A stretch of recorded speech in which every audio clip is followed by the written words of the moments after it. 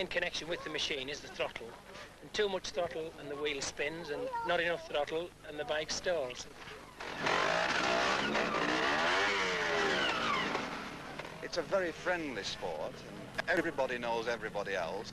I think the fact that it's not expensive, and I think motorcycles anywhere, whether it be at the Scott trial here or the TT, I think they always have an attraction to people, maybe even more than cars. I think probably because it's nearer to the man in the street's pocket more than anything else. Enthusiasm counts for a lot, and it's the one sport I would say left where if a man has got this ability at a young age, he can go out and buy one of these machines that anybody else can buy, and if he has this ability, he will ride as well as your best professional.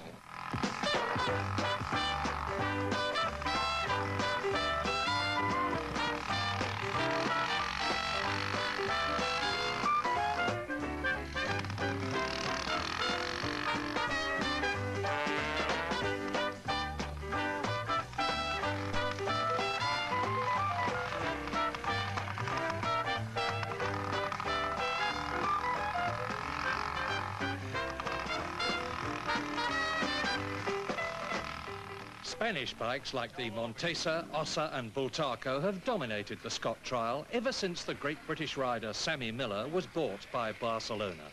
The Japanese are just starting to make their presence felt. But it's 15 years since a British manufacturer won, and this time the BSA name appeared on only 2 of the 176 starters. Don't say I'll promise to pay the bearer, does it? No, it doesn't. Right, Chalky, what number? 3. Nick Jeffries, youngest son of a famous father, would retire with a dislocated shoulder. What did he think of the Scott? Exhausting. Yeah, it goes on for a long, long time. Longer than the other trials, I think. For a one-day trial. It's great fun. It's exciting, hairy, handstands. Well, it's a good day out. Time so, yes.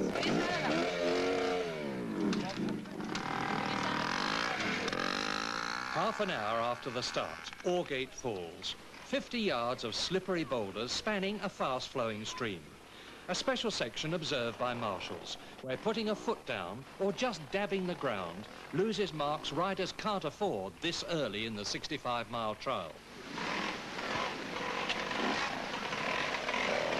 Peter Remington, John Bailey, John Horsfall and Stanley Willis cross without too much trouble. But an early casualty was Stan Simpson, number 24, doing the Scott for the first time. He stalled in a cloud of steam.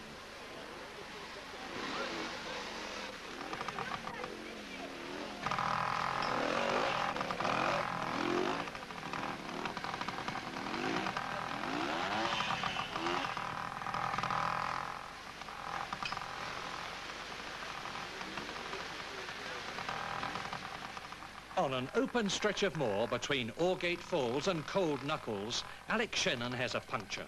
He looks down at the back wheel, slewing the bike sideways.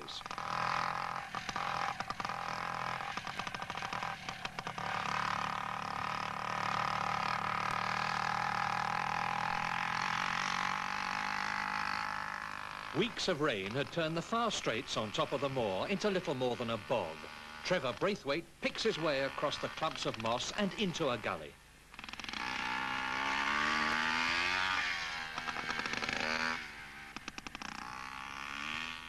Mick Andrews, Yamaha's big hope, had a bad day. He crashed with a flat tyre, then was excluded for missing one of the observed sections. It was a bitter blow to his British Championship ambitions.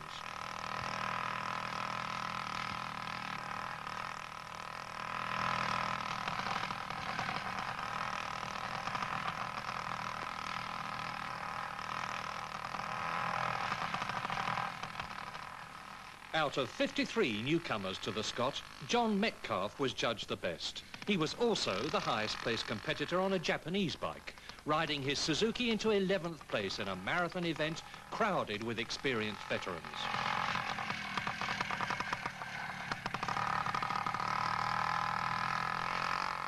It was a clear, sunny day, the best weather the Scott had seen for years. But the ground was so waterlogged that the first man to reach Fagger Gill after 90 minutes of the trial was over half an hour late. Fagger Gill, 100 yards of rocks and water 2 feet deep, had been cleared of twigs and branches, but big tree trunks still lay across the course. Andy Gill got his Montesa well and truly stuck on the biggest of them all.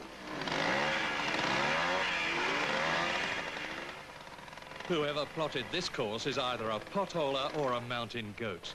That's what John Hemingway, number 61, said after overtaking 60 riders who had started in front of him. Alex Shannon in trouble again in a cloud of steam and smoke.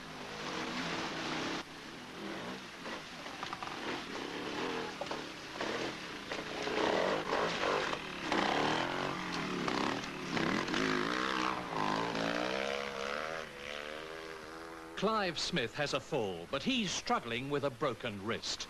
Fagger Gill may look a peaceful stretch of woodland, yet it turns out to be a watery grave for beginners and the experts.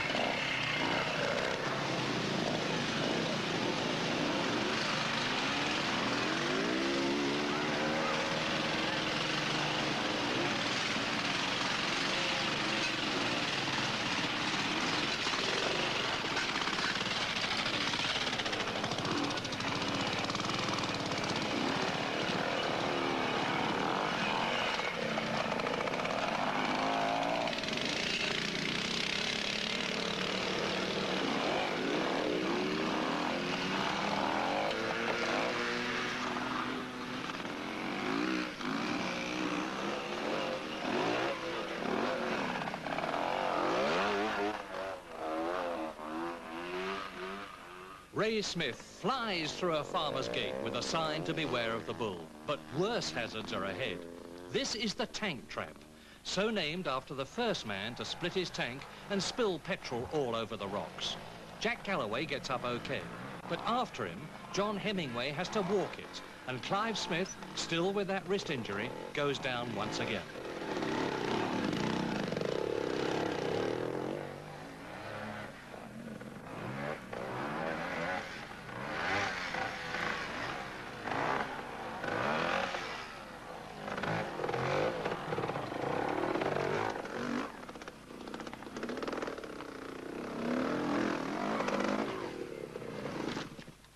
After the tank trap, a steady climb to tackle the razor-like rocks at Tottergill and the funnel. Then a major obstacle, Grand Canyon, which lives up to its infamous reputation. Winner in 1959 on a BSA, Jeff Smith, back from Canada, showed how the canyon should be done, though he hasn't done the Scott for 5 years. This year, the tricky section through the black boulders gave less trouble than the climb up, where the muddy path was as slippery as glass.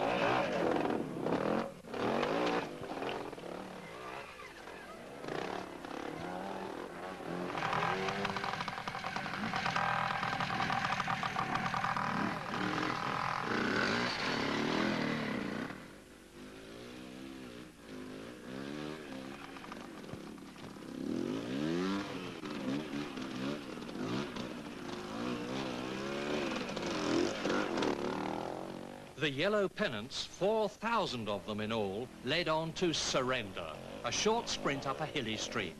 This is Ken Raw's little ex-works BSA, one of only 2 British bikes in the event failing it. The observer's card is the clue to the Scot competitor's main problem. Should he try and clean a section feet up at speed and risk the odd boulder stopping him?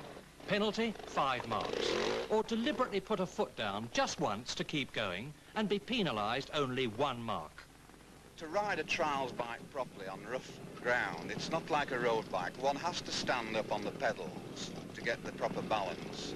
And if you can think about standing up for 65 miles on the pedals, going as fast as you can, which you have to do on this particular trial. It's a long-distance motocross event if you want.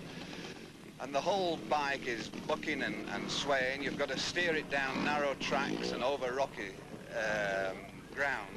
This is where the fatigue comes in. Montesa manager Mike Wood knows the score. Fatigue, falling on rocks, the wet and the cold. What else must the successful trialist learn to live with? What's the trick, for example, of handling these highly bred 2-stroke bikes at low speed in deep water? Mick Andrews. Throttle control, balance, but not static balance, like balance in motion, and being able to find grip, and being able to read the observed sections you're riding through, being able to pick the path.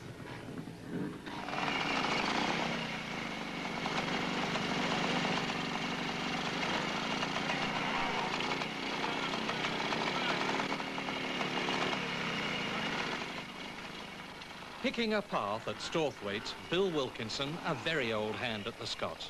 It doesn't do him much good. But after losing his tank and his seat near Underbanks, he did take home the Veterans Award. Next man up, Clive Smith, gets it right. But few did on this 200-yard ascent up half a dozen waterfalls.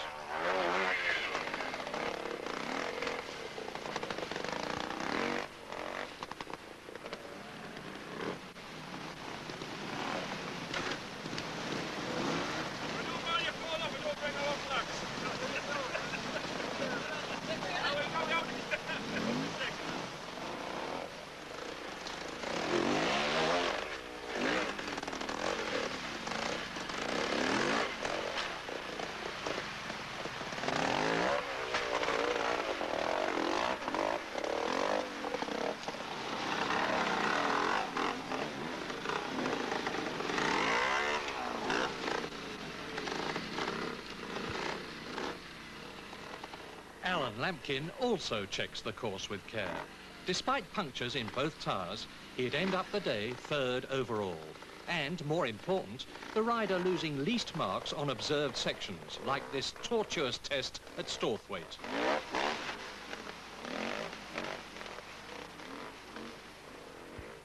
Eddie Smith from Trawden hurts his hand. Apart from a broken wrist and a sprained shoulder, no major injuries marred the Scot.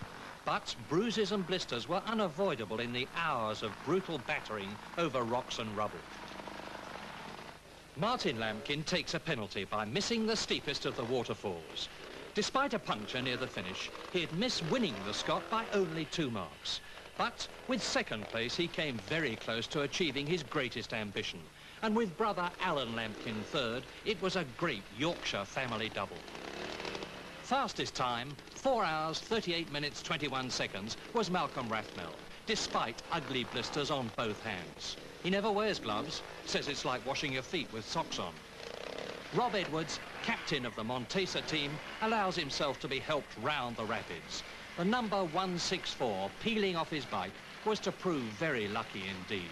Apart from a cut on his shin caused by a rock chipping coming through his boot, Rob's only trouble with the bike was replacing a chain. He said it was the most enjoyable Scot he had ever ridden in.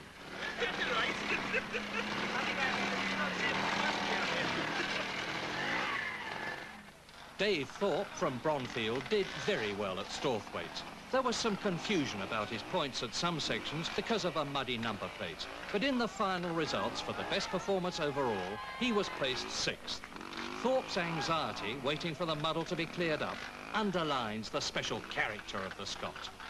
The outright winner is not necessarily the fastest. The trophy goes to the rider who loses the least marks in terms of speed and his performance on the special sections. Competitors choose whether to go flat out regardless of footing in the observed sections or to concentrate on the clever stuff through the streams and rocks and pay a penalty in time. The same man can win on both counts, but it's very rare.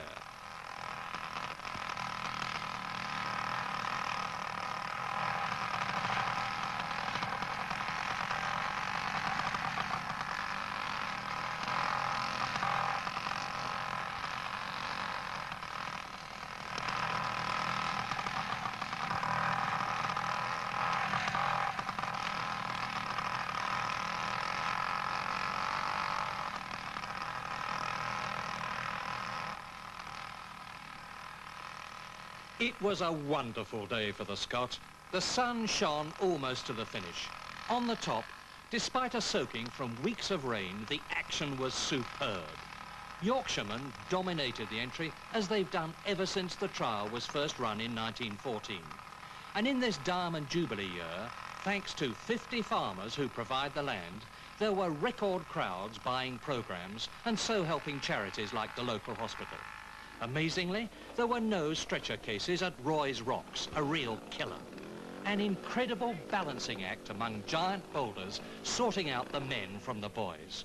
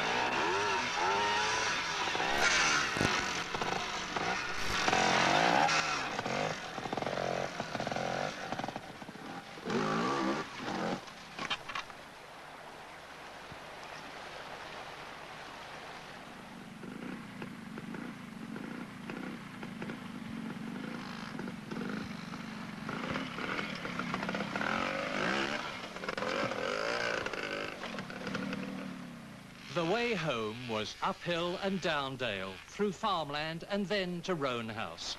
A deep defile in bleak moorland, about an hour from the finish. By now, the backmarkers were very late. Some had taken all day to cover 30 miles. Tiredness was the worst thing. When they fell, many didn't want to get up, but they were cheerful enough.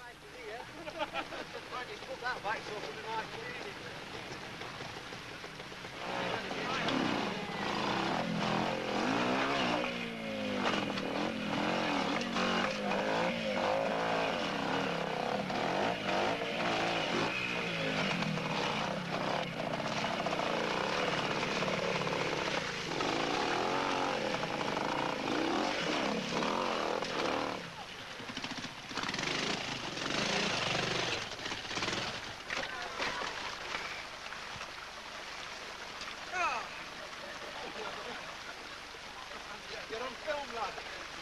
All through it.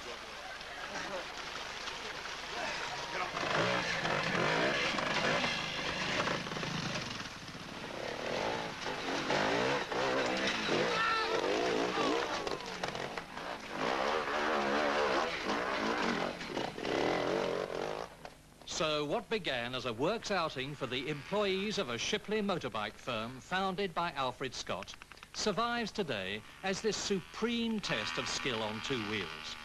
North Countrymen dominate this event, and local knowledge of the rocky going isn't the only reason. It's a matey occasion. Broad accents from both sides of the Pennines are as much a part of the Scott trial as the smell of baked mud on a cylinder barrel. Finally, there's the stunning landscape of Swaledale itself. When you come off the moor and wind your way down the escarpment towards the little stone grey town of Reeth, you're very much aware that this part of North Yorkshire is just about the best kind of English countryside there is. The finish, where the winner, the runner-up and Mike Wood summed up the Scots' fascination.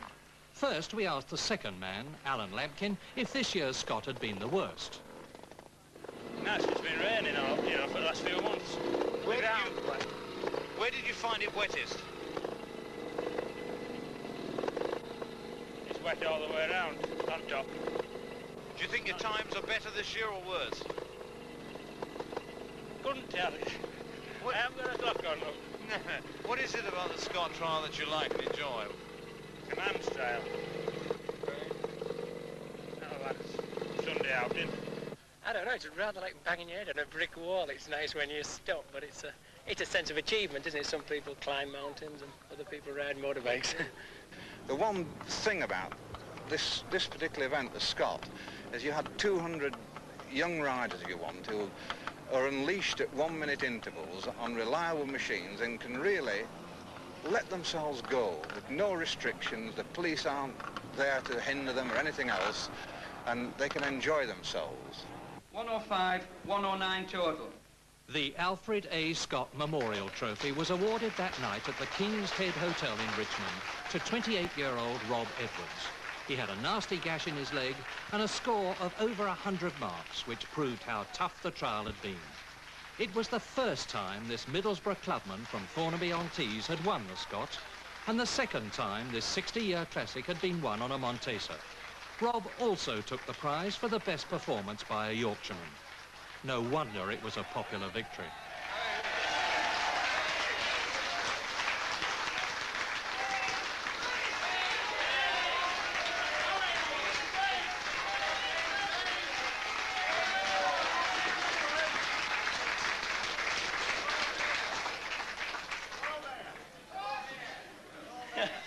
Well, would you believe me if I said I can't believe it? It's fantastic, absolutely. I can't believe that I've actually done it. I think my best previous to this has been 4th, and to win it, well, that's my life's ambition, and that's it, so thanks a lot.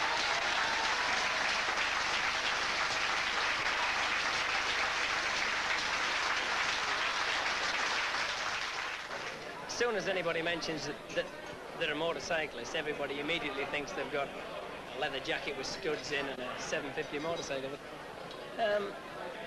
I think trialing is set apart from that. It's man against the elements. It's a chance to get out in the open air, in the fresh air every week. And if I don't ride on a Sunday, I'm thoroughly miserable,